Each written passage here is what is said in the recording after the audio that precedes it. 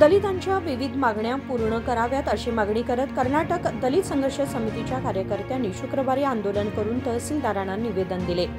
बेळगाव तालुक्यातील बिजगर्णे आणि तुरमुरी गावांमधील दलित नागरिकांनी सांगितले की गेल्या 30 वर्षांपासून आम्ही आमच्या शेतजमिनीत शेती करत आहोत, मात्र आजतागायत ती जमीन आमच्या नावावर नोंदवली गेलेली नाही। दलित संघर्ष समिती आंबेडकरवाद यांच्या वतीने आज भूहीन जमीन आणि घर नसलेल्यांना आम्ही निवेदन देत आहे। पुऱ्या कर्नाटक प्रदेशमध्ये गेली 30-35 वर्ष दलित लोक जमीन कसत आहेत, परंतु अद्याप त्यांच्या नावावरती झाले नाहीत।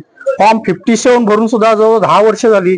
डीसीला आम्ही निवेदन दिलं, डिव्हिजन कमिशनला मनी केलं, एसीला दिलं, तसेच SC ST आयोग बेंगळुरूला सुद्धा आम्ही मनवी दिलेला आहे, तरी पण अद्याप आम्हाला या बाबतीत न्याय मिळालेला नाही। आमचे दलित कुटुंब प्रत्येक गावामध्ये भूहीन आहेत, घरं नाहीत असल्यानं या सरकारनं आम्हाला न्याय देऊन आमच्या नावावरती जमीन करून द्यावी असं मी या आंबेडकर वच्या वतीनं मी निवेदन देत आहे।